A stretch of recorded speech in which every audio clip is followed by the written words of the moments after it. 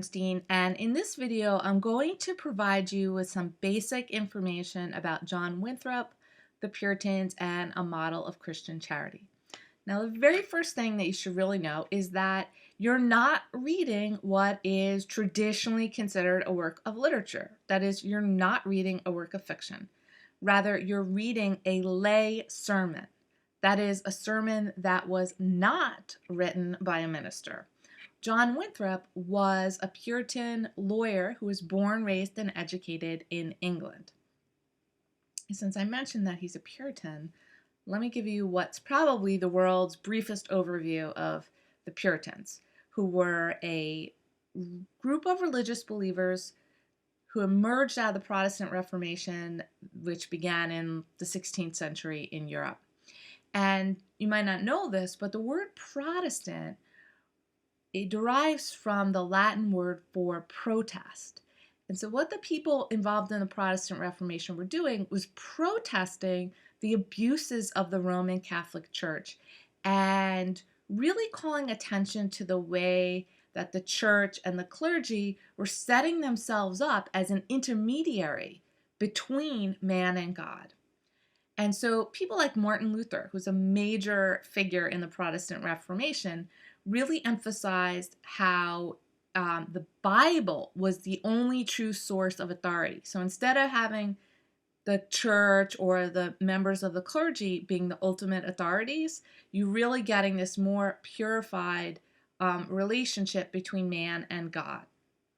And so you can see there's starting to be more of an emphasis on the individual and his or her relationship to God.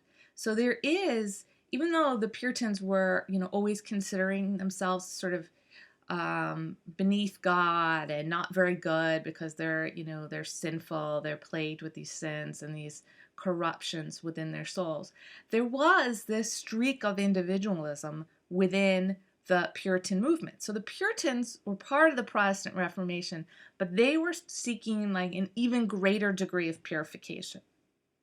And they really wanted to purify this connection between man and God. Now, I raise this issue because individualism and the problems associated with it are an important part of John Winthrop's A Model of Christian Charity. Harry Stout, who's a very well-known, interesting scholar, he's a professor at Yale, in one of his articles, he described how when the Puritans immigrated to the Massachusetts Bay Colony in the very early 1630s, they were faced with very serious issues regarding community formation. How are you going to create this community, this colony, essentially in the wilderness? This is not an easy task. And he talks about how a shift was necessary. He says that in order to prevent the colony from splintering off into 100 different directions, the leaders, whether they were the magistrates and ministers, whether they were the magistrates or the ministers, had to convince the colonists that their personal salvation depended in some measure on their collective behavior. So you're starting to see the need for this shift, even though they want to really purify their connection with God, which is why they're coming to the colonies. And you'll see that when you're reading A Model of Christian Charity, especially towards the end. Winthrop is going to mention this issue of working out our salvation in this pure condition. Even so, they really needed to find a way to convince people to work together, to come together as a community, to think beyond just themselves and their individual relationship to God. So you should definitely be thinking about that as these issues as you're reading A Model of Christian Charity, because Winthrop is really very involved in trying to shape this community. So let me jump back a little bit before they actually come to Massachusetts.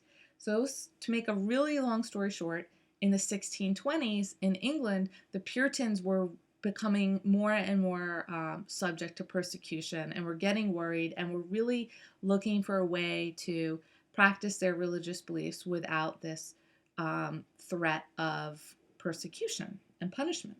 So in 1629, Winthrop and a group of other merchants got permission to immigrate and formed a group called the Company of Massachusetts Bay in New England, and Winthrop was elected governor. In 1630, they set sail. The Arbella, the ship that Winthrop was in, was one of 17 vessels carrying about like 700 English men and women. And they were sort of from a variety of different groups. Some were Puritans, some were entrepreneurs, and some were indentured servants. So that's it for the first part of the introduction to a model of Christian charity. I encourage you to check out the second episode in this series to get more information that will help you really understand and appreciate why a model of Christian charity is included in so many anthologies of American literature. And I love it when people leave comments. If you have any questions, feel free to do so at the end beneath this video. Thanks. Bye.